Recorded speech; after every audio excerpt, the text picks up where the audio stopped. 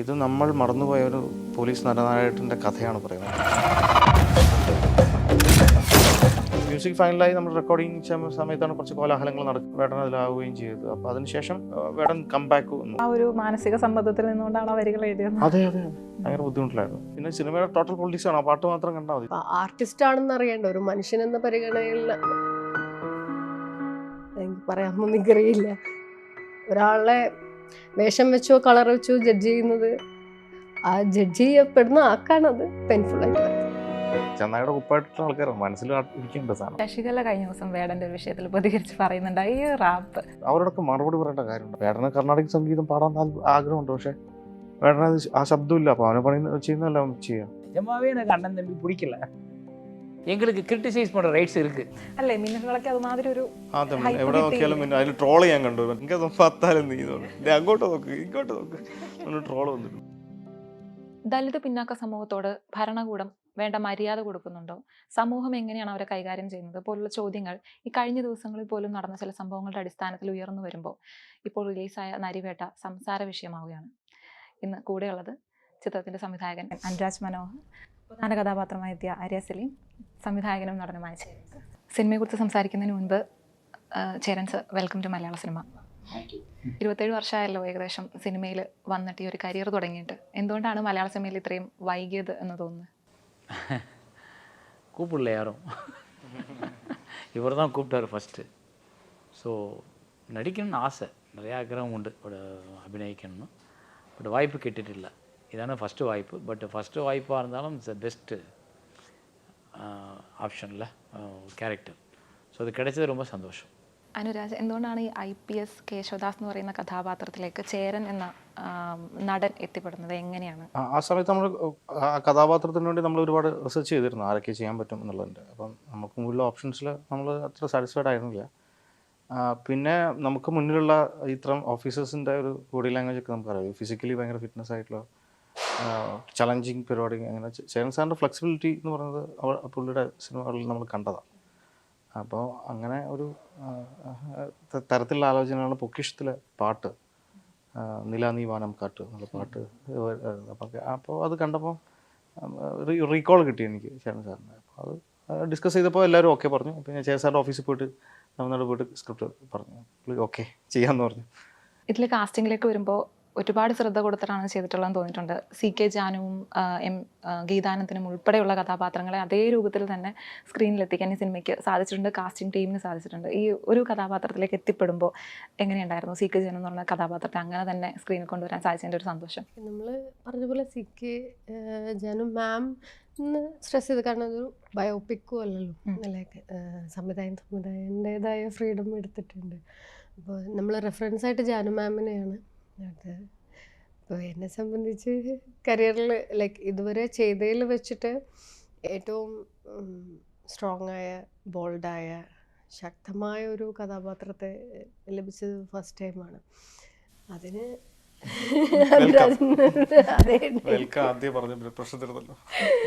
അതെ, ലൈക്ക് അത് കേട്ട് കഴിഞ്ഞപ്പോഴും നമ്മൾ ഈ പറഞ്ഞ പോലെ ഇനി ഇത് വേറെ ആരെയും ചെയ്യാൻ സമ്മതിക്കില്ല, എങ്ങനെയെങ്കിലും പോയാലും എന്നുള്ളതായിരുന്നു. അപ്പോൾ ആര്യക്കിടയ്ക്ക് ഒരു വേറെ സിനിമ വന്നിരുന്നു. അപ്പം ആര്യ ആലോചിച്ചുകൊണ്ടിരിക്കുന്ന സമയത്ത് പിന്നെ രതീഷാണ് പറഞ്ഞിട്ടുണ്ടോ, പെട്ടെന്ന് നമ്മുടെ ചീഫ് അസോസിയേറ്റ് കമ്മ്യൂണിക്കേറ്റ് ചെയ്തപ്പോൾ പിന്നെ ഇന്നായി പെട്ടെന്ന്.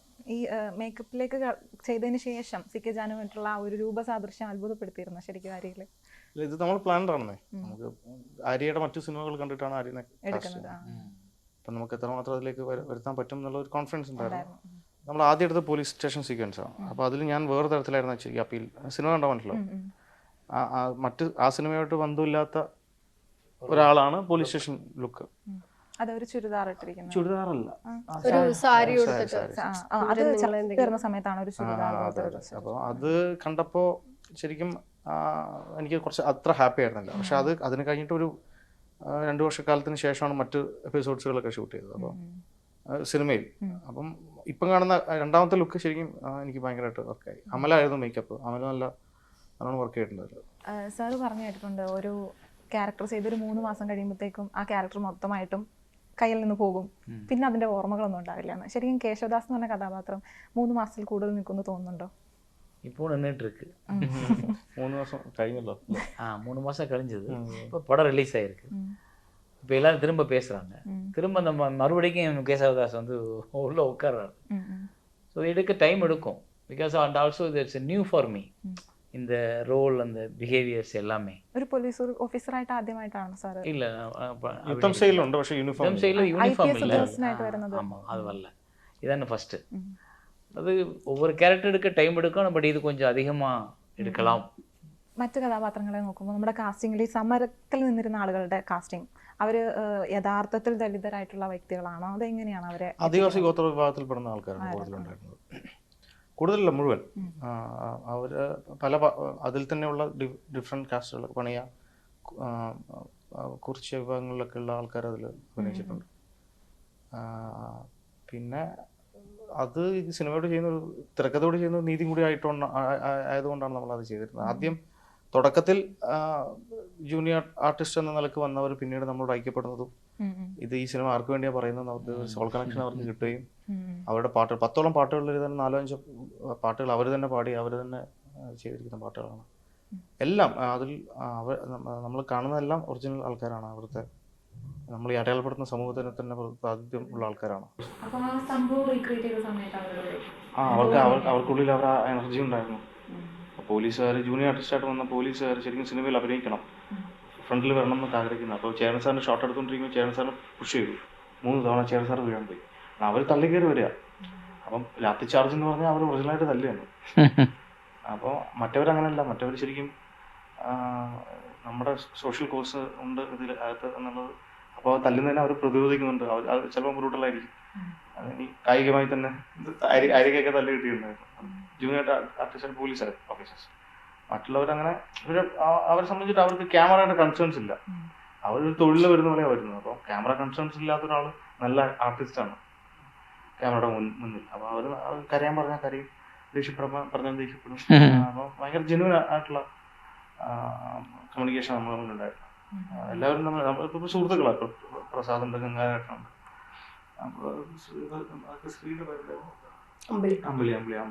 അവരെന്ന് വെച്ച് കഴിഞ്ഞാൽ ഞാൻ ഇപ്പം നേരത്തെ ഒരു ഇതിൽ പറഞ്ഞ പോലെ ഫേക്കായിട്ടൊരു സ്മൈൽ ഇടും. ഇപ്പം നമ്മളൊരാളെ കണ്ട് ഹായ് അതില്ല. അവർക്ക് നമ്മൾ ഓക്കെയാണ്, നമ്മൾ അവരുടെ ഒപ്പം എന്താ അവരിൽ ഒരാളാണെന്ന് തോന്നിയാൽ മാത്രമേ നമുക്ക് ആ ഒരു ജെന്യുവൻ ആയിട്ടുള്ള സ്മൈൽ അവരുടെ മുഖത്തുനിന്ന് വരുള്ളൂ. അതുപോലെ നമ്മൾ ഇപ്പോൾ ഈ ഭാഷയിൽ കൈകാര്യം ചെയ്യേണ്ടി വരുമ്പോൾ ആ സ്ലാങ് കൈകാര്യം ചെയ്യാനൊക്കെ അവർ എല്ലാവരും പണിയൊരു ഭാഷയാണല്ലോ ഇതിൽ ഉപയോഗിച്ചിരിക്കുന്നത്. പണിയ ഭാഷ. അപ്പോൾ അത് പ്രസാദരനാണ് മെയിനായിട്ട് നമുക്ക് എഴുതി തരിക, അല്ലെങ്കിൽ ഓഡിയോ അയച്ചു തരും ആ ഡയലോഗ്. അങ്ങനെ ഹെൽപ്പ് ചെയ്യാനൊക്കെ അവർ ത്രൂ ഔട്ട് ഉണ്ടായിരുന്നു. ഇപ്പോൾ ഡബിങ്ങിൻ്റെ ടൈമിലാണെങ്കിലും ഈവൻ അവിടുത്തെ അമ്മമാരാണെങ്കിൽ പോലും നമുക്ക് പറഞ്ഞു തരാനൊക്കെ ഭയങ്കര ഇൻട്രസ്റ്റ് ആയിരുന്നു അവർക്ക്. ഈ പണിയൊരു ഭാഷയിലേക്ക് എത്തിയത് എങ്ങനെയാണ്? പലതരം ഗോത്ര ഭാഷകളുണ്ടല്ലോ. ഇപ്പോൾ റാവളിയുണ്ട്, പക്ഷേ കോംപ്ലിക്കേറ്റഡ് ആണ്. അത് കുറച്ചും കൂടി മനസ്സിലാക്കാൻ പാടായിരിക്കും റിയൽ പീപ്പിൾസിന്. അപ്പോൾ പണിയാന്ന് വെച്ചാൽ കുറച്ചും കൂടി മലയാളത്തോട് ചേർന്ന് നിൽക്കുന്ന കൂടുതൽ ആൾക്കാർ സംസാരിക്കുന്ന ഭാഷ ആദിവാസി ഭാഷയാണ് പണിയ ഭാഷ. അത് നമുക്ക് ഇപ്പം കേട്ടതുപോലെ അല്ലെങ്കിൽ നമ്മൾ പരിചയമുള്ള തരത്തിലുള്ള ഭാഷയായിട്ടാണ് ഫീൽ ചെയ്യുക. അപ്പോൾ അതുകൊണ്ടാണ് പണിയ ഭാഷ. പിന്നെ എൻ്റെ വീട് ഇരിട്ടിയിലാണ്. തൊട്ടടുത്തൊക്കെ ആർളം ഫാമിൻ്റെ അടുത്താണ് ജീവിക്കുന്നത്. ആദിവാസി വിഭാഗങ്ങൾക്കിടയിൽ നമ്മൾ കമ്മ്യൂണിക്കേഷൻ എനിക്കറിയുന്നുണ്ട്. എനിക്കൊരു സുഹൃത്തുണ്ട് മണിയുണ്ടെന്ന് പറഞ്ഞിട്ട്. ചെറുപ്പം മുതലേ സ്കൂളിൽ ഒരുമിച്ച് പഠിച്ച, ഒരുമിച്ചല്ല, അവൻ വേറെ സ്കൂൾ, ഞാൻ വേറെ സ്കൂൾ. അപ്പോൾ നമുക്കറിയുന്ന ആൾക്കാരുണ്ട്, കുറേ ആൾക്കാരുണ്ട്. അപ്പോൾ പണിയ ഭാഷ അതുകൊണ്ടാണ് ആൾക്കാർക്ക് കമ്മ്യൂണിക്കേറ്റ് ആവുന്നത്. ഈ ഭാഷയുടെ കാര്യം പറയുമ്പം IPS ഉദ്യോഗസ്ഥനായിട്ടുള്ള അദ്ദേഹം തമിഴാണ് സംസാരിക്കുന്നത്. അപ്പോൾ അത് ഒരു ഫ്രീഡം ആണല്ലോ ശരിക്കും. മലയാള സിനിമയിൽ വന്ന് തമിഴ് തന്നെ സംസാരിച്ചാൽ മതി എന്നുള്ളത് അത് ശരിക്കും ഹെൽപ്ഫുൾ ആണോ? മലയാളം അത്ര അടിപൊളിയായിട്ട് സംസാരിക്കാൻ പറ്റുന്നുണ്ടായിരുന്നു? தமிழில் மலையாளம் இண்டஸ்ட்ரியில் தமிழில் பேசினா புரிஞ்சுக்குவாங்கன்றது ஒரு ஃப்ரீடம். பட் அதை தாண்டி இந்த படத்தில் வந்து இந்த போலீஸ் ஆஃபீஸர் அப்படின்றது வந்து கேசவதாஸ் ஒரு கேரளா போலீஸாக இல்லாமல் வேறு ஸ்டேட்லேருந்து ஒரு போலீஸாக உள்ளே வர்றார் அப்படின்ற ஒரு ஐடியாவை எடுத்துக்கலாம். அந்த மாதிரி தான் கேசவதாஸ் தமிழ்காரராக இருக்கலாம், இல்லை வேறு ஸ்டேட்லேருந்து அவருக்கு எல்லா லாங்குவேஜ் தெரியும். இப்போ இங்கே வந்து எங்கள் தமிழ்நாட்டிலெல்லாம் வந்து நார்த் இந்தியன்ஸ் நிறைய பேர் ஒர்க் பண்ணுறாங்க, அவங்க தமிழ் பேசுவாங்க. ஸோ அது மாதிரி தமிழ் மலையாளம் ஆங்கிலம் 3 கலந்து பேசுகிற மாதிரியான ஒரு வாய்ப்பு கொடுத்தாரு. ஸோ வந்து க்ளீனாக மலையாளமாக இருந்தாலும் ரொம்ப ஈஸி, க்ளீனாக தமிழாக இருந்தாலும் ரொம்ப easy. But Tamil Malayalam English 3ஐயும் ஒரு சென்டென்ஸ்குள்ளே ஃபார்ம் பண்ணணும், அதை ஃப்ளூயண்ட்டாக பேசணும். அப்போ நான் டைலாக் கான்சியஸ் இருக்கக்கூடாது, நடிக்கணும். ஸோ இதுக்கு ரொம்ப டஃப்பாகவும் இருந்தது, ரொம்ப இன்ட்ரெஸ்டிங்காகவும் இருந்தது பண்ணுறதுக்கு. அண்ட் ஆல்சோ இன்னொரு முக்கியமான விஷயம் நான் தெரியப்படுத்துகிறேன். மலையாள இண்டஸ்ட்ரினாலே தமிழ் பேசுகிற ஒரு ஆளை வச்சு, தமிழ் பேசுகிற ஒரு கேரக்டரை வச்சு, அந்த கேரக்டர் வந்து தமிழ்காரங்க துரோகம் பண்ணிட்டாங்க அப்படின்னு காமிக்கிற மாதிரி தான் பண்ணுவாங்க அப்படின்னு ஒரு டாக். இப்போ கூட படம் இங்கே ரிலீஸ் ஆன உடனே என்கிட்ட நிறைய பேர் கேட்டாங்க, நீங்கள் ஏன் அதை பண்ணீங்க, நீங்கள் தமிழ்காரர் தானே இருக்கீங்க, தமிழ்காரர் போய் அந்த மக்களுக்கு துரோகம் பண்ணிட்டீங்களே அப்படின்னு. பட் அது இல்லை சினிமாவில் எப்போவுமே அப்படி பார்க்காம எல்லா படத்தையும் அதே கேட்டகரியில் பார்க்கக்கூடாது. இந்த படத்தில் ஒரு கவர்மெண்ட் இந்த ப்ராப்ளத்தை சொல்யூஷன் பண்ண நினைக்குது, சால்வ் பண்ண நினைக்குது. அப்போ அந்த கவர்மெண்ட் என்ன பண்ணுது, அதில் உள்ள ஆட்கார், அந்த கூட்டத்தில் உள்ள ஒரு மலையாளி போலீஸ் ஆஃபீஸராக இருந்தால் எங்கேயாவது ஒரு இடத்துல வந்து அவர் கொஞ்சம் இது பண்ணும். அதாவது என்ன பண்ணுவாங்க சொல்கிறது, பாரபட்சம் பார்க்காம நம்ம மக்கள்ன்ற ஒரு சின்ன சிம்பதி கிரியேட் ஆகும். பட் இவன் வெளியே ஆஃபீஸராக இருந்தால் கவர்மெண்ட்டோட ஆர்டரை க்ளீனாக ஒபே பண்ணுவான். ஸோ வெளியே ஆஃபீஸராக இருக்கும்போது தான் அந்த கவர்மெண்ட் அவன் நினைச்சதை சாதிக்க முடியும். அப்போ அதுக்கு அந்த மாதிரி ஆஃபீஸரை தான் அவங்க அனுப்புவாங்க. இங்கே அந்த ஒரு தாற்பயம் உள்ளே போய் பார்த்தோம்னா தான் இது நியாயம்னு தெரியும். அதை விட்டுட்டு வந்து வேணும்னே மலையாள இண்டஸ்ட்ரியில் இருக்கவங்க தமிழ்கார தப்பாக பேசுகிறாங்க நம்ம எடுத்துக்க கூடாது. அதை நான் புரிஞ்சதுனால தான் நான் இதை நடிக்கையை ஒத்துக்கிட்டேன், இல்லாட்டி நான் ஒத்துக்கவே மாட்டேன். வேணும்னே இவர் தமிழ்கார கிட்ட வந்து தப்பாக காமிச்சிருக்காருன்னு சொன்னால் அது எனக்கும் புரிஞ்சிருக்கும். அப்போ நான் கண்டிப்பாக சாரி சார் நீங்கள் வேற ஆளை பாருங்கன்னு சொல்லியிருப்பேன். இது இல்லாமல் அந்த கேரக்டருக்குள்ளே ஒரு நியாயம் இருக்குது, அதுக்கு தேவை தமிழ்காராக இருக்கிறதுக்கு இந்த மாதிரி ஒரு காரணம் இருக்குன்றதுனால நான் பண்ணேன். അദ്ദേഹത്തിന് അത് വിശദീകരിക്കേണ്ട വരികയാണ്, ഒരു തമിഴനും കൂടി ആയതുകൊണ്ടായിരിക്കും. இல்லை சார் கரெக்டு. நீங்கள் தான் வேணும்னே நடிக்க வச்சிங்களா? இல்லை சார் அந்த மாதிரி സെക്കൻഡ് റീഡിംഗ് ഒന്നും ഇല്ല, എല്ലാമേ സ്ട്രൈറ്റ്.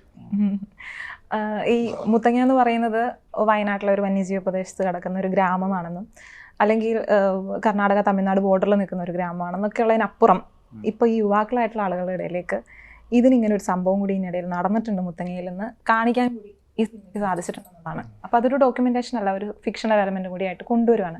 അപ്പോൾ അതിലൊരു ശരിക്കും പറഞ്ഞൊരു ഉത്തരവാദിത്തമില്ല, ഇങ്ങനെ ഒരു സംഭവം ഇവിടെ നടന്നിട്ടുണ്ടെന്നുള്ള യുവാക്കളെ അറിയിക്കുക എന്നതിലൊരു ഉത്തരവാദിത്തമില്ല. നമുക്ക് ആദ്യഘട്ടത്തിൽ നമുക്കൊരു കൺഫ്യൂഷൻ ഉണ്ടായിരുന്നു. ചിലപ്പോൾ പ്രൊഡക്ഷൻ ഹൗസ് അങ്ങനത്തെ ഒരു കൺസേൺ പറഞ്ഞിരുന്നു, ജെൻസി കിഡ്സ് എന്നൊക്കെ പറയുന്ന ചെറുപ്പക്കാർ. അപ്പം 2003 മുത്തങ്ങ സംഭവിച്ചെങ്കിൽ ഇപ്പം അവർക്ക് 23-24 വയസ്സായി. അപ്പോൾ അവരിപ്പോൾ ഇനീഷ്യൽ ഓഡിയൻസ് ആണ്. അപ്പോൾ ഞാൻ പല സ്ഥലത്തും പറഞ്ഞതാണ്. അപ്പോൾ അവരെങ്ങനെയാണ് ഈ സിനിമയെ കാണുന്നത് എന്ന് പറയാം. അപ്പോൾ ഇതിൽ എനിക്ക് ഉറപ്പുള്ള ഒരു സാധനം വെച്ചത്, ഇത് നമ്മൾ മറന്നുപോയ ഒരു പോലീസ് നടനായകൻ്റെ കഥയാണ് പറയുന്നത്. അതിൽ ഹ്യൂമൻ ഇമോഷൻസ് ഉണ്ട്, അതിൽ പോലീസ് ബ്രൂട്ടാലിറ്റീസ് ഉണ്ട്.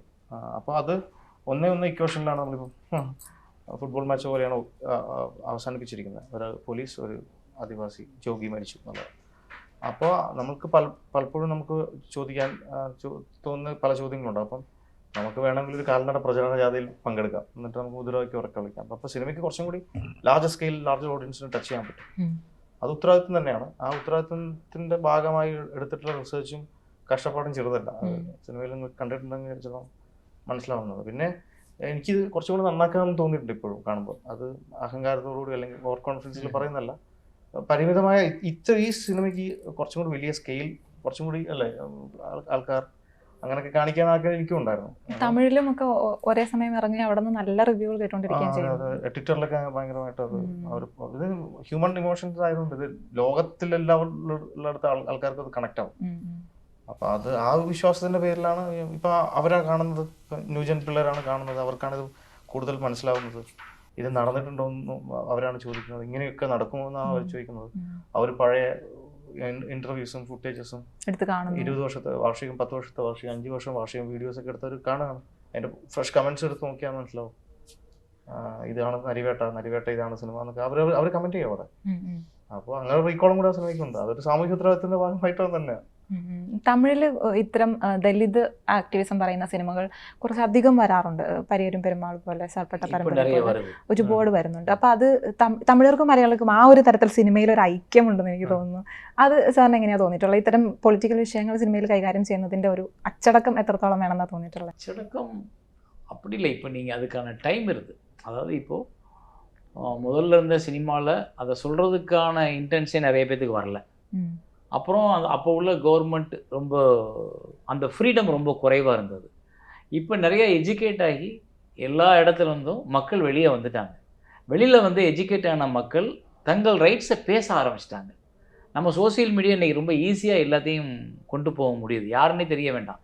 ப்ராப்ளம் என்னவோ ப்ராப்ளத்தை கரெக்டாக தூக்கி முன்னாடி வைக்க முடியும். அந்த அந்த சப்போர்ட் சிஸ்டம் நல்லா இருக்கிறதுனால இப்போ படங்களும் எல்லா இடத்துலையுமே அந்த சிஸ்டத்தை பேச ஆரம்பிக்குது. ஸோ அந்த சப்போர்ட் சிஸ்டம் ஸ்ட்ராங்காக இருக்குது. இன்றைக்கி ஒரு படத்தை நல்லா இருக்குது நல்லா இல்லைன்னு சொல்லி கவர்மெண்ட்டால் டக்குன்னு முடக்கிற முடியாது.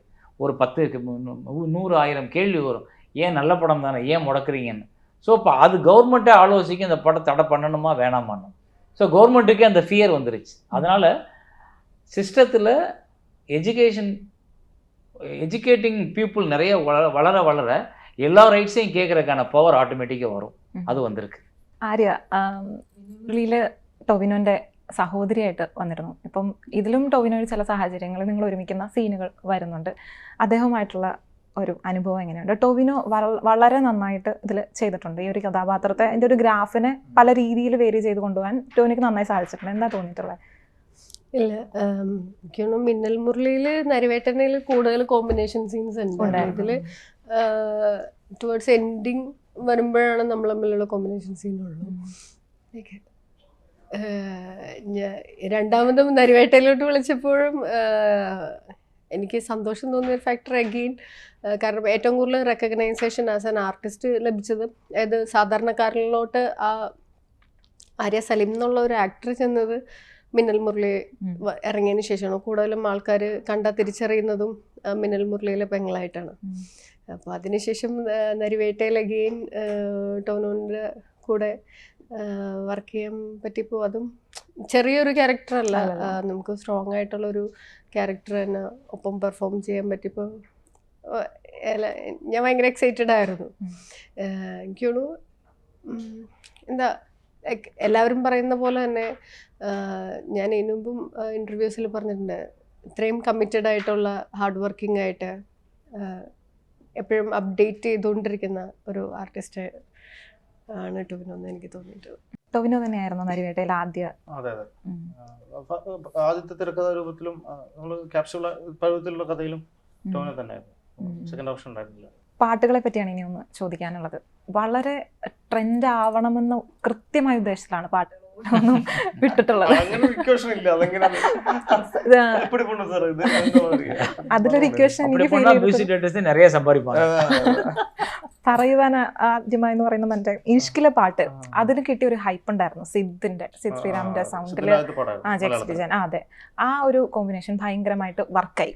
അതേ സംഭവം ഇവിടെ റീക്രിയേറ്റ് ചെയ്യാൻ ശ്രമിച്ചിട്ടുണ്ട്, അത് വർക്കായിട്ടുണ്ട്. കൈതപ്ര സാറിനെ കൂടി അതിനകത്ത് ഇൻക്ലൂഡ് ചെയ്യിപ്പിച്ചപ്പോൾ അതിന്റെ ഹൈപ്പ് അതിന് മേലെ പോയി എന്നുള്ളതാണ് അല്ലേ? മിന്നലുകളൊക്കെ അതുമാതിരി ഒരു ഹൈപ്പ് കിട്ടിയില്ലേ? நீங்க இப்ப இனிமே அதை கண்டினியூ பண்ணலாம் அடுத்த படங்கள்ல. അത് മറ്റേ മയിലാട്ടം സിനിമയിലെ മറ്റേ അഗസ്റ്റിൻ പറയുന്നതാണ്, എങ്ങനെ പത്താലും അങ്ങോട്ട് നോക്ക് ഇങ്ങോട്ട് നോക്ക് ട്രോള് മനസ്സിലായി. അപ്പം അത് ശരിക്കും പറഞ്ഞാൽ ജെയ്ക്സും ഞാനും തമ്മിലുള്ള റാപ്പോണ്ട് നല്ല സൗഹൃദങ്ങളും ടെക്നീഷ്യന്മാർ തമ്മിലുള്ള നല്ല ഔട്ട്പുട്ട് ഉണ്ടാവും എന്ന് വിശ്വസിക്കേ തരമുള്ളൂ. അപ്പം ജെയ്ക്സിന്റെ അടുത്ത് പറയുന്ന സാധനങ്ങൾ പുള്ളി റീഡ് ചെയ്യും. പിന്നെ പുള്ളിക്ക് ചില വാശികളുണ്ട്, പിടിവാശികളുണ്ട്, അതിനെ വിട്ടുകൊടുക്കുക. എനിക്ക് ചില വാശികൾ ഉണ്ടാവാം, അത് ചിലപ്പോൾ പുള്ളി വിട്ടു തരുന്നുണ്ടാവും. അങ്ങനെ തന്നെയുള്ള ഒരു ഗിവ് ആൻഡ് ടേക്ക് പോളിസിയിലാണ് അത് വർക്ക് ആവുന്നത്. പിന്നെ എനിക്ക് പൂർണ്ണമായും ജെയ്ക്സിൽ വിശ്വാസമുണ്ട്.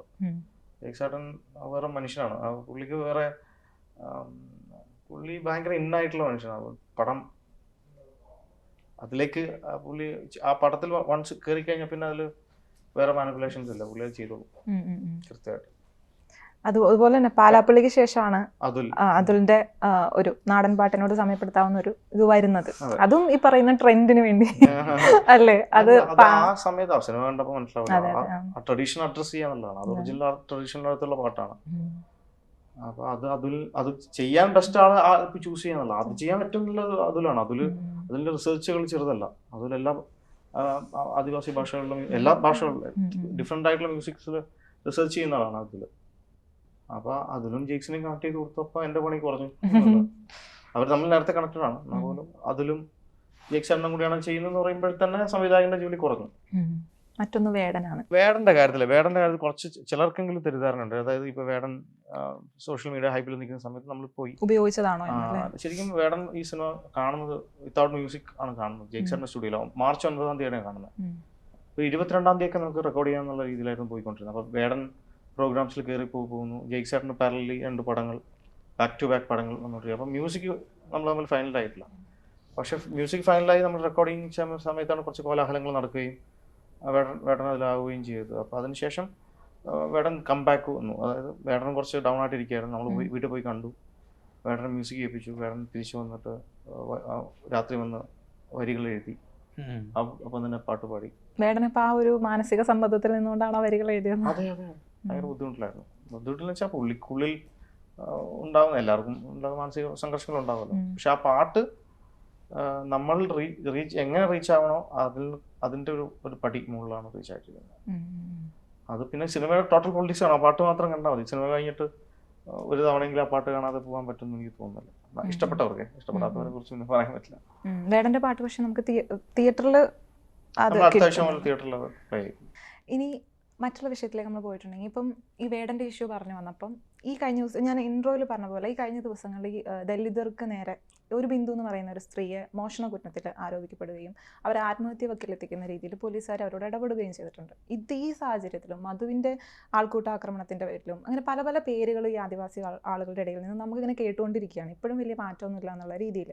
അപ്പോൾ നമ്മുടെ സിനിമയിൽ തന്നെ തുടക്കം അടയ്ക്ക മോഷ്ടിക്കുന്നതിൻ്റെ പേരിൽ ഇങ്ങനെയുള്ള ഇൻസിഡൻസ് ക്രിയേറ്റ് ചെയ്യാൻ ഇത്തരം സംഭവങ്ങളൊക്കെ തന്നെയാണോ ശരിക്കും കാരണം? അത് തന്നെയാണ്. സാമൂഹ്യ യാഥാർത്ഥ്യങ്ങൾ നമ്മളെ മുന്നിലുള്ളത് നമുക്ക് പിക്ക് ചെയ്യാമെന്നുള്ള അതാണല്ലോ ക്രിയേറ്റീവ് ഫ്രീഡം എന്ന് പറയുന്നത്. അപ്പം അത്തരം ചോയ്സസ് എടുത്തിട്ടുണ്ട് സിനിമയിൽ. പിന്നെ ഇതെന്താ വിഷയം എന്ന് പറയും, ഇപ്പം ഇത്തരം കേസുകൾ മനുഷ്യരുള്ളിടത്തോളം കാലം ഇത് നടക്കാൻ കാരണം എന്ന് വെച്ചാൽ അത്തരത്തിലുള്ള മാനസികാവസ്ഥയുള്ള മനുഷ്യരുള്ളതുകൊണ്ടാണ്. അപ്പോൾ ഇത് സ്റ്റോപ്പ് ചെയ്യുന്നുണ്ടോ, ഇതിൽ കേസ് എടുക്കുന്നുണ്ടോ, എത്ര നിയമാനുസൃതമായി എന്ത് നടക്കുന്നു എന്നുള്ളത്. അപ്പോൾ അതിൽ വലിയ മാറ്റം വരുന്ന കാലമാണിത്. പക്ഷെ എന്നാൽ പോലും പോലീസ് ഓഫീസേഴ്സിൽ അങ്ങനത്തെ ആൾക്കാരുണ്ട്. എന്ത് ചെയ്യാൻ പറ്റും? അവരെ കൃത്യമായി നിയമത്തിന് മുന്നിൽ കൊണ്ടുവരാൻ ഗവൺമെൻറ്റുകൾക്ക് കഴിയണം. അത് കഴിഞ്ഞ കുറച്ച് കാലങ്ങളിൽ അത് കൃത്യമായി ഓഡിറ്റ് ചെയ്ത അത്ര അറസ്റ്റുകൾ നടക്കുന്നുണ്ടെന്നാണ് ഞാൻ മനസ്സിലാക്കുന്നത്. പക്ഷേ ഈ മാനസിക വൈകല്യമുള്ള ആൾക്കാർ പോലീസിങ്ങിലുണ്ട്, എല്ലാ സ്ഥലത്തും ഉണ്ട്. അവർക്ക് അത് മാനസിക അസുഖമാണെന്ന് അവർക്കറിയില്ല. അത് ചൂണ്ടിക്കാണിക്കുക എന്നുള്ളതാണ് നമ്മുടെയൊക്കെ ഉത്തരവാദിത്വം. മാധ്യമപ്രവർത്തകരായ നിങ്ങളും സിനിമാക്കാരനായ ഞാനും ചെയ്യേണ്ടത് അതാണ്. ഞാനത് ചെയ്യുന്നുണ്ടെന്നാണ് വിചാരിക്കുന്നത്. ഇത്തരം ഒരു സിനിമ പ്രമേയത്തിന്റെ ഭാഗമായി നിൽക്കുന്നതുകൊണ്ട് ചോദിക്കുകയാണെ, ഇപ്പൊ വേടന്റെ വിഷയത്തിലാണെങ്കിൽ സമാന അഭിപ്രായമാണോ ഉള്ളത്? ഇന്നൊരു വിഷയം മാത്രമല്ല, ലൈക്ക് ജാതി മാത്രമല്ല, നിറം നോക്കിയിട്ടും മനുഷ്യരെ ജഡ്ജ് ചെയ്യുന്ന ആൾക്കാരുണ്ട്. ഞാനും പലപ്പോഴും അതുപോലത്തെ ചില ചെറിയ ഇൻസിഡന്റിൽ ഇരയാക്കപ്പെട്ടിട്ടുണ്ട്. അപ്പം നമുക്ക് ലൈക്ക് ഞാൻ പൊതുവേ വലിയ കാര്യമായിട്ട് ടിപ്ടോപ്പായിട്ട് എപ്പോഴും നടക്കുന്നത്. ഞാൻ അല്ലെങ്കിൽ വീട്ടിലോ അവിടെ നടക്കണമെങ്കിൽ ലൂസായിട്ടോ അങ്ങനെ എന്തെങ്കിലും നമുക്ക് കിട്ടുന്ന അങ്ങനെ ഒരു ഡ്രസ്സ് ഇട്ടിട്ടിറങ്ങാം. പിന്നീട് ഞാൻ അതൊന്ന് മാറ്റി. കാരണം അങ്ങനെ നടക്കുമ്പോൾ നമുക്ക് ഈ പറഞ്ഞ പോലെ ചിലരുടെ റിയാക്ഷൻസും അല്ലെങ്കിൽ ആർട്ടിസ്റ്റ് ആണെന്ന് അറിയേണ്ട ഒരു മനുഷ്യനെന്ന പരിഗണനയിൽ ചില സ്ഥലത്തൊക്കെ ചെല്ലുമ്പോൾ ഇപ്പോൾ റീസെൻ്റ്ലി ഇപ്പോൾ ഒരു ആർട്ടിസ്റ്റ് എന്ന നിലയിൽ ഇപ്പോൾ എനിക്ക് പറയാമോ എനിക്കറിയില്ല. നമ്മളിതുപോലെ ഒരു സ്ഥലത്ത് ചെന്നപ്പോൾ നമ്മൾ ഫ്രണ്ട്സായിട്ട് പോയത്. അപ്പോൾ കൂടെ ഉണ്ടായത് ഒരു ആർട്ടിസ്റ്റാണ്. അപ്പോൾ നമ്മളിതുപോലെ റൂം എടുക്കുന്ന സമയത്ത് ഞാനന്ന് സാധാരണ വീട്ടിൽ നിന്ന് പോയപ്പോൾ ഒരു നോർമൽ വേഷം, വേറെ ഭംഗിയില്ല അങ്ങനെ ഒന്നും അല്ലായിരുന്നു.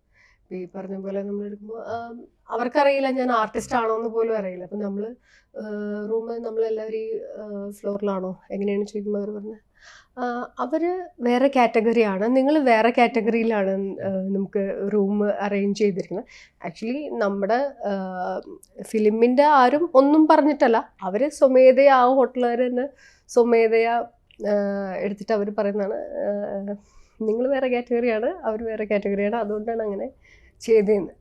ലൈക്ക് അന്നേരം നമുക്ക് ചോദിക്കാനോ പിടിക്കാനോ കാറ്റഗറി എന്നുള്ള വേർഡ് കേട്ടപ്പോൾ തന്നെ നമ്മൾ വിട്ടു. നമുക്ക് റൂം എന്നല്ല, അവർ നമ്മളോട് ബിഹേവ് ചെയ്ത ആ ഒരു സാധനം.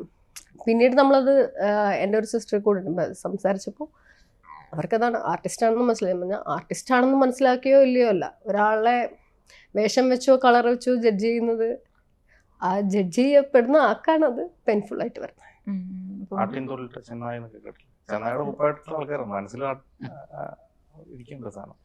സർ, എന്താ അഭിപ്രായം ഈ വിഷയങ്ങളിൽ? കേരളത്തിൽ ഇത്തരം സംഭവങ്ങൾ ഇപ്പൊ ചർച്ചയായി അടുത്തിടെ വാർത്തകളിൽ വന്ന സംഭവങ്ങളെ പറ്റിയ സംസാരിച്ച്, അതല്ലാതെ ഈ പറയുന്ന ജാതി, നിറം, രൂപം അതിൻ്റെയൊക്കെ പേരിലുള്ള ഇത്തരം അവഗണനകളെ എങ്ങനെയാ സാറിന് നോക്കുന്നത്? இது எல்லா இடத்துலையும் இருக்குது, நாட் ஓன்லி கேரளா, இந்தியாவில் ஃபுல்லாக எல்லா இடங்கள்லையும் இருக்குது. இன்னும் மேலே வர வேண்டியவங்கள அமுக்கிறதுக்கு தான் எல்லா சக்திகளும் பயன்படுதே ஒழிய அவங்க கை தூக்கி விடுறதுக்கு யாரும் தயாராக இல்லை. ஆனால் கை தூக்குறதுக்கும் அவங்களா எந்திரிக்கிறதுக்கும் அவங்களா போராடுறதுக்கான கட்ஸ் அவங்க உருவாக்கிக்கிட்டு இருக்காங்க. அதனால இப்போ அது வந்து பேசு பொருளாக மாறுது. எல்லாரும் அதை பற்றி பேசுகிறோம். அவங்க தன்னை குரலையும் கையையும் உயர்த்துறதுனால உயர்த்தணும், எல்லாரும் இங்கே சமம், எல்லாருக்கும் கொடுக்கப்பட வேண்டிய உரிமைகள் கொடுக்கப்பட்டு ஆகணும், அது கிடைக்காத வரை இந்த மாதிரி கைகள் എല്ലാ ഇടത്തുനിന്നും ഉയരും. അത് നിങ്ങൾ മടുക്ക முடியாது. ശശികല കഴിഞ്ഞ ദിവസം വേടന്റെ ഒരു വിഷയത്തിൽ പ്രതികരിച്ച് പറയുന്നുണ്ട് ഈ റാപ്പ് സംസാരിക്കേണ്ടതാണോ? അല്ല, അവരോടൊക്കെ എങ്ങനെയാണ് അവരോടൊക്കെ മറുപടി പറയാ? റാപ്പ് പട്ടികജാതി വിഭാഗക്കാർക്ക് പാടേണ്ട അവരുടെ തനത് കലാരൂപമാണോ എന്നാണ് ചോദിക്കുന്നത്. പ്രത്യേക ഒരു ഞാൻ ഉത്തരവാദിത്ത കാര്യമുണ്ട്. അത് നിങ്ങൾക്കടക്കം നിങ്ങൾ സാമൂഹ്യ ഉത്തരവാദിത്വം ആദ്യം അവരോടൊക്കെ മറുപടി പറയേണ്ട കാര്യമുണ്ട്. അത്ര അത് വേടൻ തന്നെ കൃത്യമായിട്ട് അഡ്രസ് ചെയ്ത് പറഞ്ഞിട്ടുണ്ട്. വേടന് കർണാടക സംഗീതം പാടാൻ ആഗ്രഹമുണ്ട്, പക്ഷെ വേടന ആ ശബ്ദമില്ല. അപ്പൊ അവനെ പണി ചെയ്യുന്നതല്ല ചെയ്യാം. അതിനാ എങ്ങനെയാണ് റദ്ദ് ചെയ്യാൻ പറ്റുക? അല്ല, നമ്മൾ കേൾക്കേണ്ടതല്ല, നമ്മൾ ഇതിനൊക്കെ മറുപടി പറയേണ്ടതാണോ എന്ന് ചോദിക്കുമ്പോൾ പോലും ഇവരെ കേൾക്കാനും ഇത് ശരിയാണെന്ന് പറയാനും സ്ഥാപിക്കാനും കൈയടിക്കാനും ആളുകൾ ഒരുപാട്. ചെയറിന്റെ പ്രശ്നമാണ്. ഇപ്പൊ ഞാൻ വന്നിരിക്കുന്നത് മറ്റു സിനിമയുടെ പ്രൊമോഷന്റെ ഭാഗമായിട്ട് വന്നിരിക്കുന്നത്. സിനിമയ്ക്ക് ഒരു ഹെഡ് ക്യാമ്പയിൻ നമ്മൾ തന്നെ ഇനിഷ്യേറ്റീവ് കൊടുക്കേണ്ട കാര്യമില്ല. സിനിമ എല്ലാവരും കാണണം, സകല മനുഷ്യനും സിനിമ കാണണം. അതാണ് എനിക്ക് പറയാൻ പറ്റുള്ളൂ. പറയുന്നത് ശരിയാണ്. എനിക്ക് കൃത്യമായ രാഷ്ട്രീയമുള്ള ആളാണ്. എനിക്ക് എന്റെ പാർട്ടിക്കാർ മാത്രം എന്റെ സിനിമ കണ്ടാന്ന് പറയുന്നത് അത് സിനിമയ്ക്ക് നല്ലതല്ല. സിനിമയ്ക്കല്ല, ആർട്ട് ഫോർമാറ്റിലെ നല്ലതാണ്. പെയിന്റിംഗ് പോലും അങ്ങനെ ചെയ്യരുത്. നമുക്ക് സാറിനോട് സിനിമയെ ഒരു കാര്യം ചോദിക്കുകയാണ്. പണ്ട് പറഞ്ഞൊരു അഭിപ്രായം ഞാൻ കേട്ടിട്ടുണ്ട്.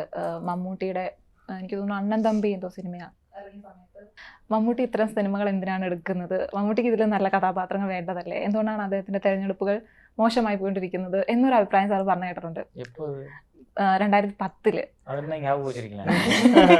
11 வருஷம் கழிச்சு 13 வருஷം கழிச்சு நீங்க ஞாபகம் வச்சிட்டு கேக்குறீங்களா? അല്ല, അതേസമയം സാർ പറഞ്ഞിട്ടുണ്ടായിരുന്നു പാലരി മാണിക്യം എല്ലാം മമ്മൂട്ടിയുടെ ബെസ്റ്റ് കഥാപാത്രം. ഞാൻ അതിലേക്കാണ് വരുന്നത്. ഈ അടുത്ത മമ്മൂട്ടിയുടെ കഥാപാത്രങ്ങളുടെ സെലക്ഷനിൽ കൃത്യമായി മലയാളത്തിൽ വീക്ഷിക്കുന്ന ആളാണെന്ന് മനസ്സിലായിട്ടുണ്ട്. ആ ഒരു വ്യത്യാസം എങ്ങനെ തോന്നിയിട്ടുള്ളത്? വ്യത്യാസമല്ലേ, இங்க இருக்க ஆர்டிஸ்ட், இங்க இருக்க டைரக்டர்ஸ் தமிழ் சினிமாவில் ஒரு மோசமான படம் வந்தா கிரிட்டிசைஸ் பண்ணுவாங்க. எதுக்கு இதை பண்ணாங்க அந்த ஆர்டிஸ்ட், நல்லா இல்லைம்பாங்க. அதே மாதிரி நாங்களும் அங்கிருந்து சொல்லும் போது எங்களுக்கு மோகன்லால் பிடிக்கும், மம்முட்டி பிடிக்கும், பரதன் பிடிக்கும், ஹரிஹரன் பிடிக்கும், பிளஸி பிடிக்கும். நிறைய டைரக்டர்ஸ், நிறைய ஹீரோஸை நாங்கள் நம்பி ரசித்து பார்க்குறோம். அவங்கள்டிருந்து ரொம்ப ஒரு மாதிரியான படம் வரும்போது கமர்ஷியல்னு சொல்லிட்டு ஏதோ ஒன்று பண்ணும்போது எங்களுக்கும் அந்த வரத்தான் செய்யும். அதை நம்ம தடுக்க முடியாது, தப்புன்னு சொல்லக்கூடாது. அப்படி 4 பேர் கேட்டா தான் அவங்க அது வேணான்னாவது விடுவாங்க. இல்லாட்டி அதே மாதிரி நிறைய பண்ணும்போது நல்ல குவாலிஃபை ஃபிலிம் கொடுக்கறதுக்கான ஸ்பேஸ் குறைஞ்சு போயிடும். இப்போ அப்படி மம்முட்டி சார் யோசிச்சதுனாலதான் அவர் என்ன பண்ணாரு, அது வேணாம்னு தூக்கி போட்டுட்டு வேற படங்கள் பண்ண ஆரம்பிச்சார். இப்ப பாருங்க, இன்னைக்கு வரைக்கும் படம் சூப்பர் ஹிட் படம் பண்ணிட்டார். காதல்ன்ற படம் அவர் எப்படி ஒத்துக்கிட்டார் இல்ல, பிரம்மயுகம் படம் எப்படி ஒத்துக்கிட்டாரு. இப்ப வந்த படம் அது என்னது, இன்னொரு படம் இப்ப வந்தது, என்ன படம் லாஸ்ட், கௌதமேனன் படம் எப்படி ஒத்துக்கிட்டாரு. ஸோ டிஃப்ரெண்டான படங்கள் பண்றவங்க தானே. இப்போ மோகன்லால் சார்லாம் எவ்வளவு டிஃப்ரெண்டான படங்கள் பண்றாரு. அவங்கள்ட்ட இருந்து ஏதோ ஒரு படம் அந்த மாதிரி வந்தா அது நல்லா இல்லைன்னா அது விமர்சனம் வரத்தான் செய்யும். அது ஒண்ணும் பண்ண முடியாது. நம்ம அது வேணும்னு மைண்ட்ல வச்சுக்கிட்டு பண்ண விஷயம் இல்லை. நிஜமாவே எனக்கு அண்ணன் தம்பி பிடிக்கல, அதுக்கு நான் என்ன பண்றது? അത് നല്ലൊരു ഓഡിയൻസ് 10 കൊടുത്ത ഇന്റർവ്യൂ നല്ലൊരു ഇത്രയധികം കൃത്യമായി വീക്ഷിക്കുന്ന മറ്റൊരു ഭാഷക്കാരെന്നുള്ള രീതിയിൽ റെസ്പെക്ടോടുകൂടി തന്നെ. ഇല്ല, സാറിന് നിറയെ ഫാൻസ് ഇരിക്കുங்க. അതെ സാർ, നല്ല ഫാൻസ് ഉണ്ട് ഇവിടെ. இல்ல ஃபேன்ஸ் உண்டு. அது போக வந்து எனக்கு மலையாள சினிமா ரொம்ப பிடிக்கும். எனக்கு பரதன் சாரோட தாழ்வாரத்தில் உள்ள ஒரு ஷாட்டை நான் இன்னும் யோசிச்சுட்டே இருப்பேன். எப்படி அந்த கழுகு உட்காந்துச்சு, எப்படி இன்னைக்கெல்லாம் சிஜியில் பண்ணுறோம், அன்னைக்கு சிஜிலாம் கிடையாது. அன்னைக்கு ஒரு ஷாட்டு மேலே போகும், கழுகு வந்து கரெக்டாக உட்காரும், அப்புறம் அது பிடிக்கும், பறந்து போகும். அதே மாதிரி அந்த ஃபைட் ஒன்று எடுத்திருப்பாங்க மம்முட்டி சாருக்கும் சலீம் கோஸ்ன்னு நினைக்கிறேன். மோகன்லால் சாருக்கும் சலீம் கோஸுக்கும் அந்த ஒரு கரும்பு தூப்புக்குள்ள அந்த ஃபைட்டு வந்து நிறைய பேருக்கு எக்ஸாம்பிள் தமிழ்நாட்டில். அந்த பரதன் சாரோட ஒவ்வொரு ஃபிலிம் மேக்கிங் நாங்கள் வந்து அவ்வளோ கொண்டாடி இருக்கோம். ஸோ எங்களுக்கு மலையாள சினிமாவை கொண்டாடுற ரைட்ஸ் இருக்குன்னா எங்களுக்கு கிரிட்டிசைஸ் பண்ற ரைட்ஸ் இருக்கு. നമ്മുടെ രാജാവ് എന്ന് പറയുന്ന സിനിമ അപ്ഡേറ്റ് 2021 ടൈറ്റിൽ വന്നു. പുതിയ അപ്ഡേറ്റ് ഒന്നും തന്നെ ഇല്ല. അത് പ്രൊഡക്ഷൻ കമ്പനിയായിട്ട് പ്രൊഡക്ഷൻ കമ്പനിയാണ് ഇനി എന്തെങ്കിലും അതിൽ പറയേണ്ടത്. ഇഷ്കിന് ശേഷം വരുമെന്ന് വിചാരിച്ചിരുന്ന സിനിമയാണ്. അത് വരേണ്ടതായിരുന്നു. ഇപ്പം അതിനെക്കുറിച്ച് ആലോചിക്കണില്ല. അത് അവരുടെ സൈഡിൽ നിന്ന് എന്തെങ്കിലും ഇനിഷ്യേറ്റീവ് വന്നാൽ തന്നെ പിന്നെ അത് ചെയ്യണമെന്ന് ആഗ്രഹമുണ്ട്. ആര്യ, ഇനി ഈ കഥാപാത്രത്തിന് ശേഷം ഇനി എന്തായിരിക്കും മലയാള സിനിമയിൽ നിന്ന് പ്രതീക്ഷിക്കുന്നത്? പ്രതീക്ഷിക്കുന്നത് ഇതുപോലെ തന്നെ മാറി മാറി പല ഒരു കാറ്റഗറൈസ്ഡ് ചെയ്യപ്പെടാതെ ഡിഫറെൻ്റ് ആയിട്ടുള്ള പെർഫോമൻസ് സാധ്യതയുള്ള, അത് ത്രൂ ഔട്ട് സ്ക്രീൻ സ്പേസ് ഉണ്ടെങ്കിലും ഇല്ലെങ്കിലും പെർഫോമൻസ് സാധ്യതയുള്ള ക്യാരക്ടേഴ്സ് വരട്ടെ എന്ന് പ്രാർത്ഥിക്കുന്നു. എന്തായാലും റിലീസിന് ശേഷം നരിവേട്ട നല്ല രീതിയിൽ അഭിപ്രായം കിട്ടി മുന്നേറുകയാണ്. അതെ, അതിൽ ഏറ്റവും കൂടുതൽ രസം തോന്നുന്നത് ഈ പറയുന്ന കുട്ടികളായിട്ടുള്ള ആളുകളുടെ ഒരു റെസ്പോൺസ് ആണ്. അതിന് ഈ പറയുന്ന നമ്മുടെ പാട്ടുകൾക്കും വേടനും എല്ലാവർക്കും ഒരു പങ്കുണ്ടെന്നുള്ള. പടം നന്നായി ഓടിക്കൊണ്ടിരിക്കുന്നു. അതിന് അഭിനന്ദനങ്ങൾ. ഒരുപാട് സന്തോഷം സംസാരിക്കാൻ പറ്റിയത്. Thank you.